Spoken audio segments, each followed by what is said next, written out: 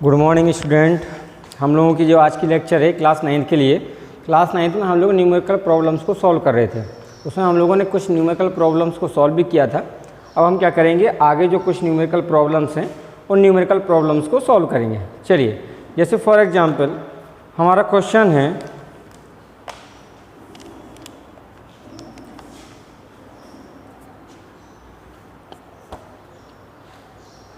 A stone, question दिया हुआ है a stone is thrown in a vertically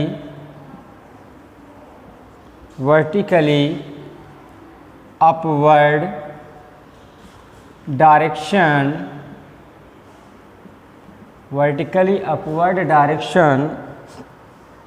with a velocity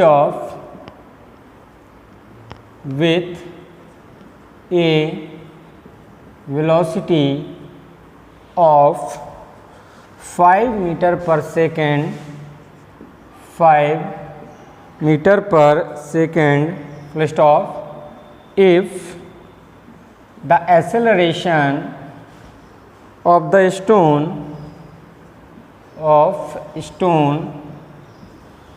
during its motion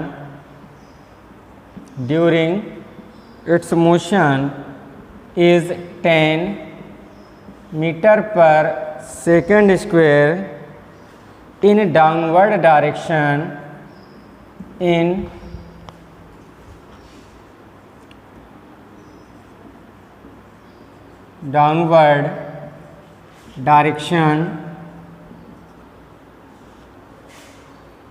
फिर इसमें बोला गया है what will be the height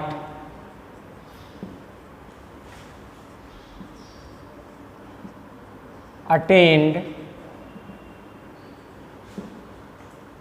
by the stone।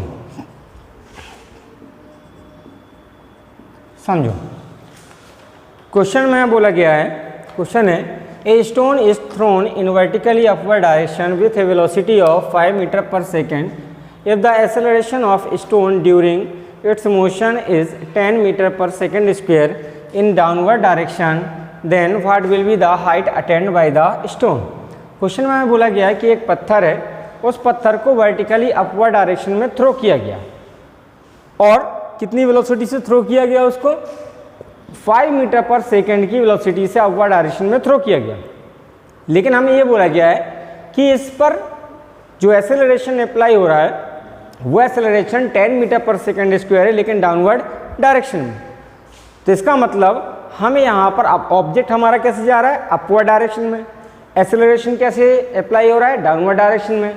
तो इसका मीनिंग अगर इन केस कभी ऐसा हो कि वेलोसिटी या स्पीड के डायरेक्शन के अपोजिट या मोशन के डायरेक्शन के अपोजिट अगर एक्सेलरेशन अप्लाई हो तो उस कंडीशन में एक्सेलरेशन की वैल्यू हमेशा नेगेटिव लेते हैं।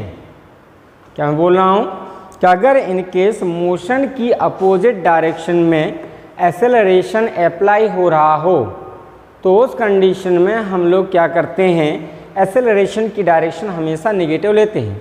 ठीक है, अब देखो इसका मतलब हमें इनिशियल वेलोसिटी गिवन है, कितनी है 5 मीटर पर सेकेंड। एक्सेलरेशन हमारा कितना आ जाएगा, वैसे 10 दिया हुआ है, लेकिन उसने क्या बोला गया है कि एक्सेलरेशन की डायरेक्शन कैसे है, डाउनवर्ड।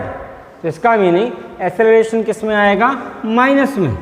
तो एक क्वेश्चन कितना आ जाएगा, -10 मीटर पर सेकेंड स्क्वायर। ये हमारी किसकी वैल्यू आ गई, ये वैल्यू आ गई ए की। अब हमें क्या बोला गया कि बताओ ये कितनी हाइट को अचीव करेगा। अब खुद सोचो, सपोज ये एक ऑब्जेक्ट है, अगर मैं इस ऑब्जेक्ट को थ्रो कर रहा हूँ तो ये ऑब्जेक्ट एक पर्टिकुलर हाइट तक तो ऊपर जाता जाएगा, लेकिन कुछ टाइम के बाद फिर वो नीचे आना स्टार्ट हो जाएगा। इसका मीनिंग जैसे जैसे ऑब्जेक्ट ऊपर जा रहा है वैसे वैसे इस ऑब्जेक्ट की वेलोसिटी डिक्रीज हो रही है, कम हो रही है। और जब ये पर्टिकुलर मैक्सिमम हाइट पे पहुंच जाएगा, जितनी इसकी कैपेबिलिटी है ऊपर जाने की, वहाँ पर इसकी वेलोसिटी जीरो हो जाएगी। वहाँ पर वेलोसिटी क्या हो जाएगी, 0 हो जाएगी। फिर ग्रेविटी की वजह से, अर्थ की ग्रेविटी की वजह से फिर वो ऑब्जेक्ट नीचे गिरता है। तो हम यहाँ पर बोल सकते हैं कि अगर ऑब्जेक्ट मैक्सिमम हाइट पर है तो उस ऑब्जेक्ट की वेलोसिटी 0 होती है। क्या बोल सकते हैं कि अगर ऑब्जेक्ट मैक्सिमम हाइट पर है तो उस ऑब्जेक्ट की वेलोसिटी 0 होगी। तो यहाँ पर हमें उसने इनडायरेक्टली वैल्यू दी हुई है v की। फाइंड क्या करना है, हमें फाइंड करने को बोल रहा है वो क्या, हाइट। ठीक, तो यहाँ पर हम क्या अप्लाई करा दें, इक्वेशन ऑफ मोशन। लेकिन कौन सी इक्वेशन ऑफ मोशन अप्लाई होगी, थर्ड इक्वेशन ऑफ मोशन। क्या होती है, v square equal to u square plus 2g या 2as। ठीक, देन v की वैल्यू 0, u की वैल्यू 5, तो 5 का स्क्वायर प्लस 2 इंटू a की वैल्यू माइनस की 10 इंटू एस। देन यहाँ से आ जाएगा 0 इक्वल टू 5 का स्क्वायर 25, ये मल्टीप्लाई होगा तो माइनस का 20s। देन इसको इधर ले आओ तो माइनस का है तो प्लस में हो जाएगा 20s इक्वल टू 25। क्या जाएगा, 20s equal to 25। Then s equal to value आएगी 25 अपॉन वैल्यू आ जाएगी 20। देन इसको हम डिवाइड कराएंगे तो s इक्वल टू आएगा 5/4 मीटर। यह आ जाएगा हमारा फाइनल आंसर। क्या आ जाएगा, ये हमारा फाइनल आंसर। अच्छा, यहीं पर अगर हमको ये बोला जाए कि टाइम फाइंड करना है तो हम क्या अप्लाई करते हैं, first equation v equal to u plus 80, v की वैल्यू 0, u की वैल्यू 5 प्लस माइनस की 10 इंटू t। देन ये value plus minus minus sorry,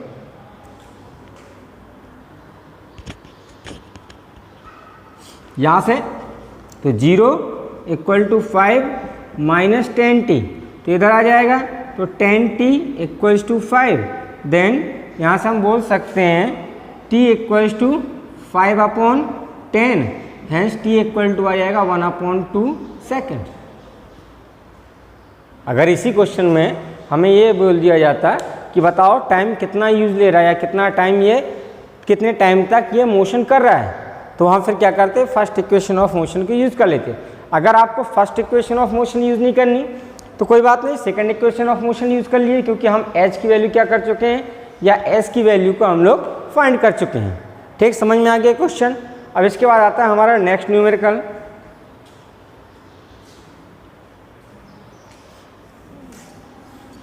next numerical में हमें बोला गया है कि a racing car is uniformly accelerated.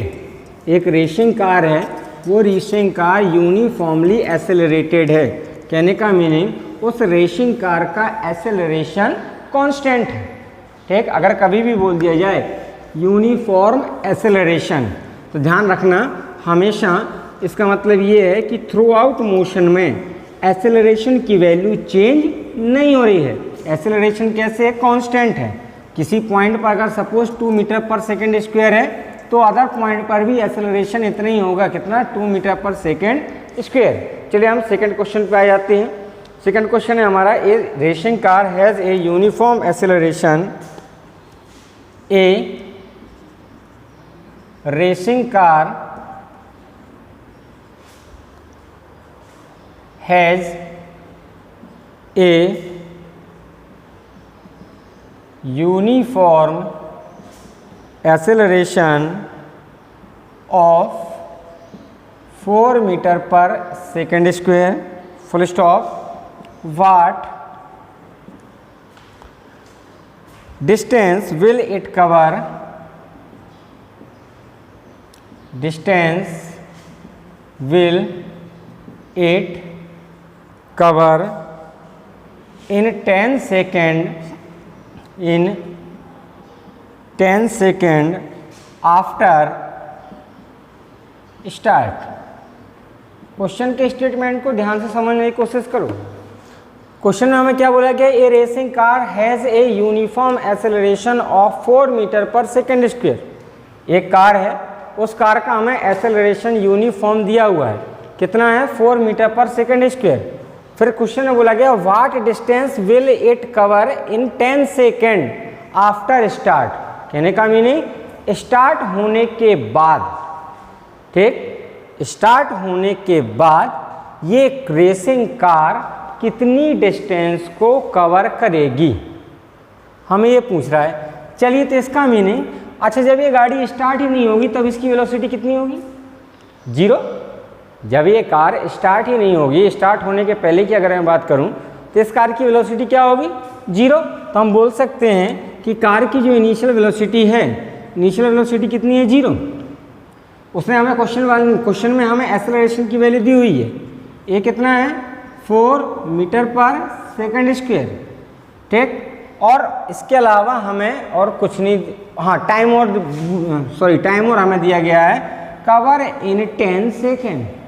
इसका मीनिंग टी की वैल्यू कितनी गिवन है, 10 सेकेंड।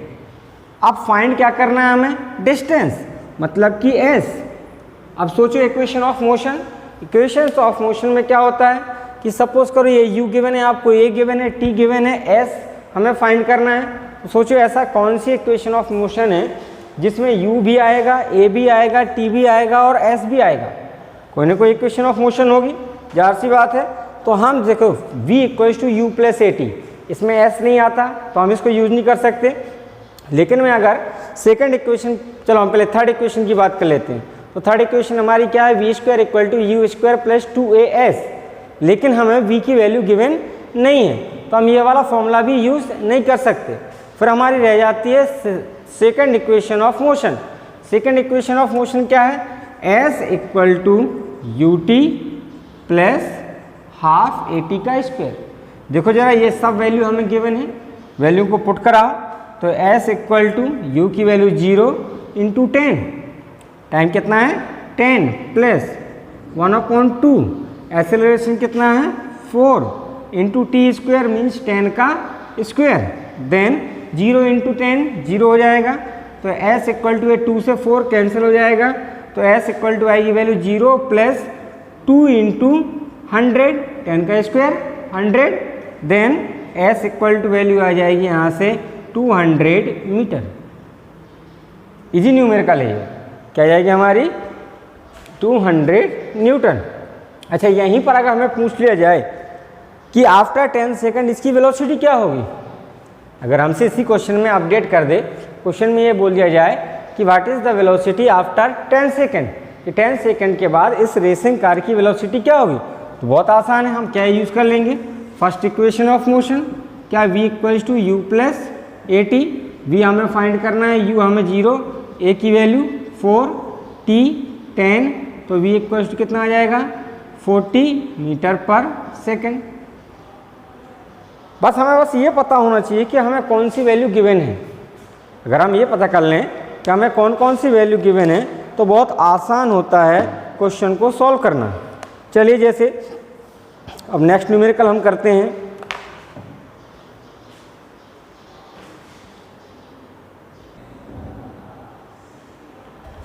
अब देखो नेक्स्ट क्वेश्चन में बोला गया है a motor boat starting from rest on a lake accelerate in a straight line at a constant rate of 3 meter per second square for 8 seconds.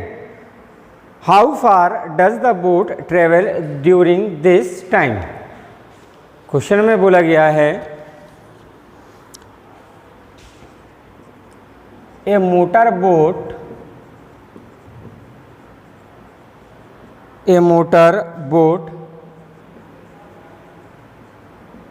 starting from rest on a lake accelerates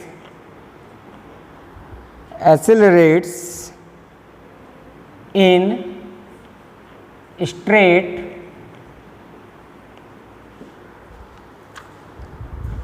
line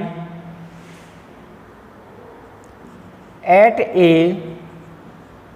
constant rate of 3 metre पर second square full stop for 8 second. फिर बोला गया है how far does the boat travel, does the boat travel during this time, during this time. समझो question में हमें क्या बोला गया है। क्वेश्चन में बोला गया है a motor boat starting from rest on a lake accelerate in straight line at a constant rate of 3 metre पर second square for 8 second. How far does the boat travel during this time. कहने का meaning एक motor boat है जो एक lake में अपनी motion को स्टार्ट कहाँ से करती है, रेस्ट कंडीशन से। मोशन को स्टार्ट कहाँ से करती है, रेस्ट कंडीशन से मोशन को स्टार्ट करती है। तो इसका मीनिंग इस बोट की इनिशियल वेलोसिटी क्या होगी। जब उसने क्वेश्चन में बोला है स्टार्ट फ्रॉम रेस्ट, इसका मीनिंग हम बोल सकते हैं इनिशियल वेलोसिटी 0। इनिशियल वेलोसिटी को हम इंडिकेट किससे कराते हैं, u से। Then u equals to value क्या आ गई 0। फिर क्या बोला गया है accelerate in straight line at a constant rate of 3 metre पर सेकेंड स्क्वायर। क्या कर रही है, किस रेट से एक्सेलरेट हो रही है, 3 मीटर पर सेकेंड स्क्वायर के रेट से एक्सेलरेट हो रही है। तो इसका मीनिंग हमें ये वैल्यू गिवन किसकी है, एक्सेलरेशन की वैल्यू। तो एक्सेलरेशन की वैल्यू क्या आ गई 3 मीटर पर सेकेंड स्क्वायर।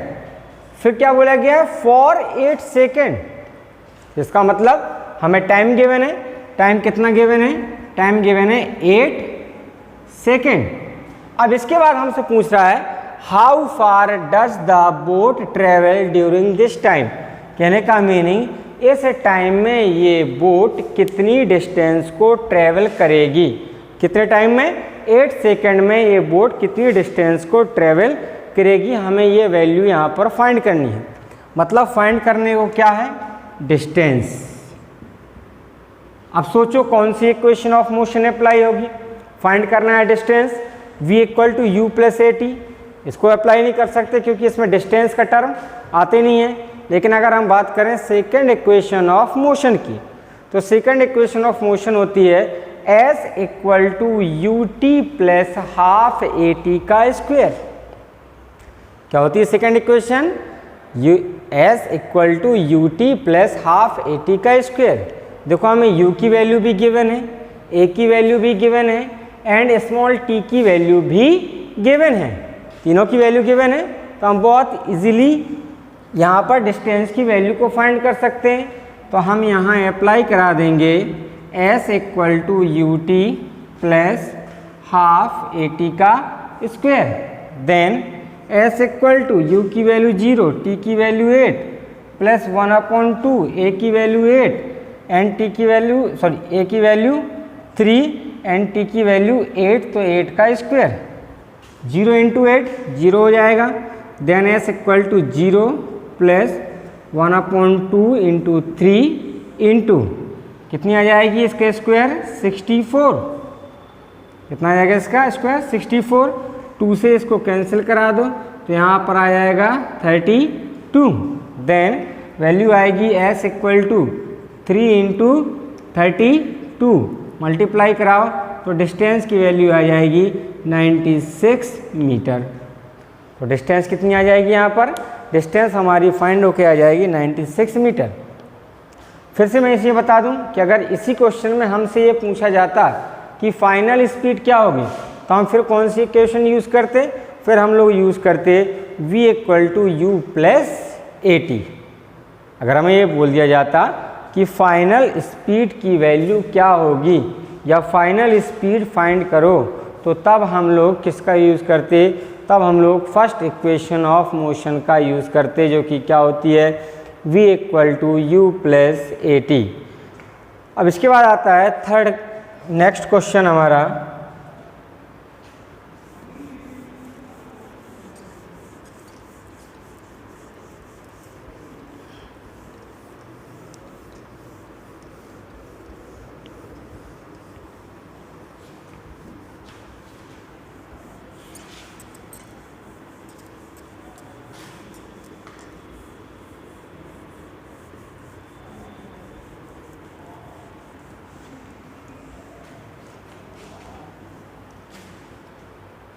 नेक्स्ट क्वेश्चन है, a ball is gently dropped from a height of 20 metre if its velocity increases uniformly at the rate of 10 metre पर second square, with what velocity will it strike the ground and after what time will it strike the ground? ठीक, चलिए हम इस question को करते हैं। 1 second.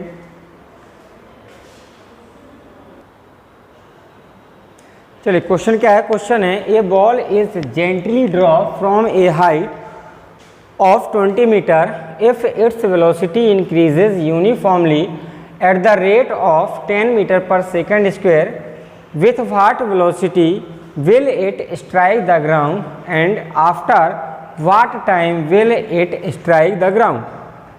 Question को समझिए, क्वेश्चन में क्या बोला गया है। सपोज ये एक बॉल है, इस बॉल को पहले मैं यहाँ पर पकड़ के रखा था, तो मैंने फिर क्या किया, इसको जेंटली ड्रॉप कर दिया। ठीक, दो चीज़ें होती हैं, एक होता है थ्रो करना, दूसरा होता है ड्रॉप करना। अगर सपोज मैं किसी बॉडी को ड्रॉप कर रहा हूँ तो सपोज पहले तो बॉडी रेस्ट कंडीशन में होगी, पहले कोई ना कोई ऑब्जेक्ट इसको होल्ड करके रखेगा। जैसे मैं अभी इसको होल्ड करके रखा हूँ, अगर मैं इसको होल्ड ना करूँ तो ये अपने आप छूट जाएगी, तो क्या हो गया, ये ड्रॉप हो गया। जब ऑब्जेक्ट ड्रॉप होगा तो इसका मीनिंग हम बोल सकते हैं कि इसकी इनिशियल वेलोसिटी क्या होगी, 0। क्यों? क्योंकि पहले तो उस ऑब्जेक्ट को कोई ना कोई होल्ड करके रखा होगा। ठीक, तो इनिशियल वेलोसिटी क्या होगी, 0। तो जब ऑब्जेक्ट ड्रॉप होगा तब तो इनिशियल वेलोसिटी 0 होगी। लेकिन अगर इन केस वहीं पर यह बोला जाए कि पर्टिकुलर वेलोसिटी से थ्रो किया जाता है, तब फिर वहाँ पर इनिशियल वेलोसिटी 0 नहीं होगी। अगर ऑब्जेक्ट ड्रॉप हो रहा है तो इनिशियल वेलोसिटी 0 होगी, लेकिन अगर ऑब्जेक्ट को थ्रो किया जाता है तब फिर उस कंडीशन में उस ऑब्जेक्ट की इनिशियल वेलोसिटी 0 नहीं होगी। अब हमारे क्वेश्चन पे आ जाते हैं। हमारे क्वेश्चन में हमें क्या बोला गया है, a ball is gently drop. Suppose करो कि एक बॉल है, इस बॉल को मैं पहले होल्ड करके रखा था, फिर मैंने क्या कर दिया, इसको ड्रॉप करा दिया, छोड़ दिया, रिलीज कर दिया, तो ये फिर ग्रेविटी की वजह से डाउनवर्ड डायरेक्शन में आना स्टार्ट करेगी।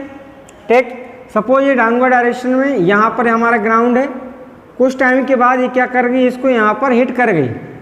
तो हमसे पूछा गया जब ये ग्राउंड को हिट करेगी तब इसकी वेलोसिटी क्या होगी, मतलब हमें फाइनल वेलोसिटी फाइंड करना है। इनिशियल वेलोसिटी हमें क्या गिवन है, 0। क्यों? क्योंकि ऑब्जेक्ट को क्या करा रहे हैं, ड्रॉप करा रहे हैं। साथ में हमें यहाँ पर ये हाइट की वैल्यू गिवन है। हाइट की वैल्यू कितनी गिवन है, 20 मीटर। देन साथ में एक्सेलरेशन गिवन है। एक्सेलरेशन कितना है, एक्सेलरेशन की वैल्यू हमें यहाँ पर गिवन है 10 मीटर पर सेकेंड स्क्वायर। अब हमसे पहले क्या पूछ रहा है कि कितनी वेलोसिटी से स्ट्राइक करेगा। सेकंड हमें क्या पूछ रहा है कि कितने टाइम बाद स्ट्राइक करेगा, कितनी वेलोसिटी से स्ट्राइक करेगा एंड कितने टाइम बाद स्ट्राइक करेगा, दोनों हमें यहाँ पर सॉल्व करके निकालने हैं। चलिए हम सबसे पहले फाइंड करते हैं डिस्टेंस। ठीक, तो देखो हमें ए की वैल्यू गिवन है लेकिन टी की वैल्यू गिवन नहीं है, तो सबसे पहले हम क्या फाइंड करेंगे, हमें वी की वैल्यू भी गिवन नहीं है, तो हम सबसे पहले क्या कर लेंगे, हमें गिवन है यू, एच या S and A. You, A, S ये गिवन है, तो हम यहाँ पर क्या अप्लाई कर सकते हैं, हम अप्लाई कर सकते हैं third equation of motion. Then third equation of motion क्या होती है, होती है v square equal to u square plus 2as। ये होती है third equation of motion, v square equal to u square plus 2as। Then हमें वैल्यू फाइंड करनी है वी स्क्वायर की, देन यू स्क्वायर की value 0, hence plus 2a equal to 10 and s equal to 20 metre. Calculate कराओ, then v square equal to 20 into 10 into 2, ये value आ जाएगी 400। Then v equals to under root, दोनों side root ले लिया तो root of 400, और ये किसका स्क्वायर होता है, ये होता है 20 का square. Then v equal to root 20 का स्क्वायर, तो वैल्यू हमारी फाइंड होके क्या आ जाएगी 20 मीटर पर सेकेंड। तो ऑब्जेक्ट कितनी वेलोसिटी से स्ट्राइक करेगा ग्राउंड पर? 20 मीटर पर सेकेंड की वेलोसिटी से ऑब्जेक्ट स्ट्राइक करेगा। ठीक है, अब इसी में हमें आगे ये पूछ रहा है कि कितने टाइम बाद स्ट्राइक करेगा, ड्रॉप होने के से लेके कितने टाइम बाद ये ऑब्जेक्ट ग्राउंड को स्ट्राइक करेगा। तो हमें टाइम पूछा गया है, तो बहुत आसान है, हमने v की वैल्यू को फाइंड कर लिया। तो यूज़ करो फर्स्ट इक्वेशन ऑफ मोशन, क्या होती है? v equal to u plus AT। Then v की वैल्यू हमने फाइंड कर ली 20, u की वैल्यू कितनी है 0 प्लस a की value 10 into t. Then 20 equal to 10 into t, hence t equal to 20/10। क्या आएगा? t equals to 20/10। 10 से 20 कैंसिल हो जाएगा 2 टाइम्स, तो यहाँ से टाइम आ जाएगा हमारा 2 सेकेंड। यही आंसर आ गया। पहले हमने क्या यूज़ की? पहले हमने अप्लाई किया third equation of motion, v square equal to u square plus 2as। वहाँ से हमने v की वैल्यू फाइंड कर ली। जब हमारी v की वैल्यू फाइंड हो गई, देन फिर हम लोगों ने अप्लाई किया v equals to u plus AT। v की वैल्यू पुट कराई, u की वैल्यू पुट कराई, देन वहाँ से टाइम फाइंड होकर कितना आ गया 2 सेकेंड। अब इसके बाद नेक्स्ट क्वेश्चन आता है,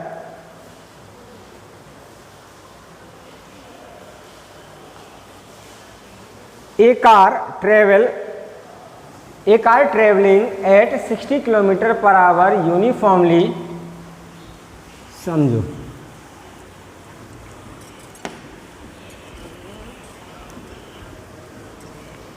अच्छा कभी अगर ये पूछ लिया जाए कि सपोज अगर कोई ऑब्जेक्ट यूनिफॉर्म स्पीड से मूव कर रही है तो उस ऑब्जेक्ट का एक्सेलरेशन क्या होगा?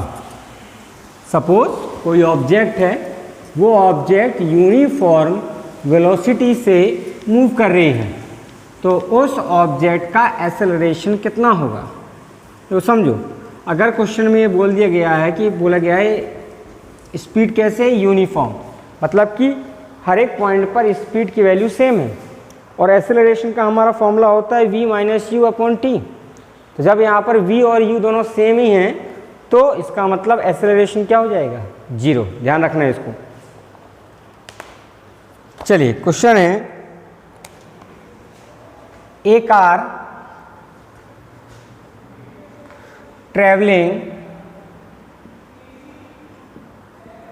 Travelling eight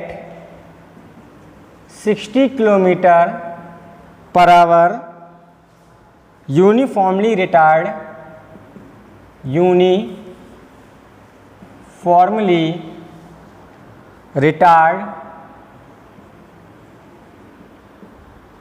for 10 second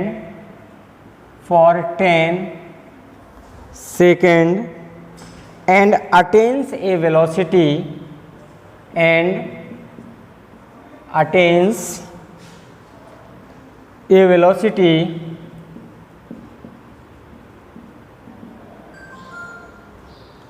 of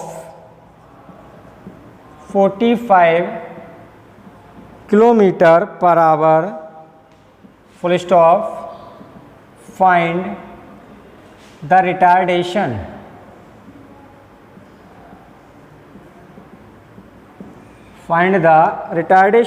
समझो, हमें क्वेश्चन में क्या बोला गया है कि a car travelling at 60 kilometre per hour uniformly retard for 10 second and attains a velocity of 45 kilometre per hour, then find its retardation. मैंने आपको बताया था कि रिटार्डेशन क्या होता है कि if the final velocity of object is less than initial velocity. अगर क्या हो, ऑब्जेक्ट की फाइनल वेलोसिटी इनिशियल वेलोसिटी से लेस देन है, तब उस कंडीशन में एक्सेलरेशन माइनस में आएगा, और जब एक्सेलरेशन माइनस में होता है तब उस कंडीशन में हम उसे एक्सेलरेशन ना बोल के रिटार्डेशन बोलते हैं। समझो, क्योंकि एक्सेलरेशन का फॉर्मूला क्या होता है? ये फॉर्मूला होता है v-u/t, ये फॉर्मूला होता है। अच्छा, अगर यहाँ पर ये फाइनल वेलोसिटी v और u इनिशियल वेलोसिटी, अगर फाइनल वेलोसिटी की वैल्यू लेस देन होगी इनिशियल वेलोसिटी से, तो उस कंडीशन में एक्सेलरेशन कैसे आएगा? निगेटिव में आएगा, और जब एक्सेलरेशन निगेटिव में आएगा तब हम एक्सेलरेशन को बोलते हैं रिटार्डेशन। चलिए क्वेश्चन पे आ जाते हैं। तो देखो क्या बोला गया है कि travelling at 60 kilometre per our, मतलब कि इनिशियल में उसकी वेलोसिटी कितनी थी, इनिशियल में वेलोसिटी थी 60 किलोमीटर पर आवर। तो u की वैल्यू कितनी गिवन है, u की वैल्यू गिवन है 60 किलोमीटर पर आवर। ठीक, रिटार्ड फॉर 10 सेकेंड, तो टाइम कितना गिवन है 10 सेकेंड। लेकिन अब जरा यहाँ ध्यान से देखो, हमें यहाँ पर जो स्पीड है वो दी हुई है किलोमीटर पर आवर में, लेकिन जो टाइम दी हुई है, जो हमें टाइम दिया हुआ है वो दिया हुआ है सेकंड में। तो या तो हम स्पीड को मीटर पर सेकंड में कन्वर्ट कर लें, या फिर स्पीड को टाइम को आवर में कन्वर्ट कर लें, क्योंकि दोनों डिफरेंट सिस्टम में। या तो स्पीड को मीटर पर सेकंड में कन्वर्ट करो, या फिर टाइम को किस में कन्वर्ट कर लो, आवर में कन्वर्ट कर लो। ठीक है, तो हम यहाँ पर क्या करेंगे, इसको कन्वर्ट करा लेंगे टाइम को आवर में। तो t इक्वल्स टू 10 अपॉन, ठीक, 1 आवर में सेकंड होते हैं 3600। ठीक, कितने होते हैं 3600 सेकंड 1 आवर में। तो हम लिख सकते हैं कि 1 सेकंड में कितने आवर हो जाएंगे, 1 अपॉन 3600। ठीक, इतने आ गए हमारे आवर। v की वैल्यू कितनी गिवन है 45 किलोमीटर पर आवर। ठीक, अब फॉर्मूला यूज कर दो, तो a equals to v minus u upon t. Then a equals to v की वैल्यू हमें कितनी गिवन है 45 माइनस u की वैल्यू 60 अपॉन 10 अपॉन 3600। देन सब्ट्रैक्ट कराओ, तो जैसे ही सब्ट्रैक्ट कराएंगे तो यहाँ पर हमारी वैल्यू आ जाएगी 15 इक्वल्स टू माइनस की 15, और ये आएगा अपॉन 10 अपॉन 3600। ये अपॉन के अपॉन में शिफ्ट हो जाएगा, तो a इक्वल्स टू माइनस का 15 इंटू 3600 अपॉन 10। देन 0 से 0 कैंसिल। ठीक, तो ये a इक्वल्स टू माइनस का 15 इंटू 360, क्या आएगा 360। अब इसके बाद इसको मल्टीप्लाई कर लेंगे तो हमारा क्या आ जाएगा फाइनल आंसर। ठीक, लेकिन वो आंसर किस में आएगा, आंसर आएगा हमारा किलोमीटर पर आवर स्क्वायर में। ठीक है ना, हमारा जो आंसर है उस आंसर की वैल्यू किस में आएगी, किलोमीटर पर आवर स्क्वायर। चलिए आज के लिए इतना ही। कल से हम नेक्स्ट चैप्टर स्टार्ट करेंगे। जो हमारा नेक्स्ट चैप्टर है वो है force and law of motion. Interesting chapter है, घर पे पढ़ते रहिए।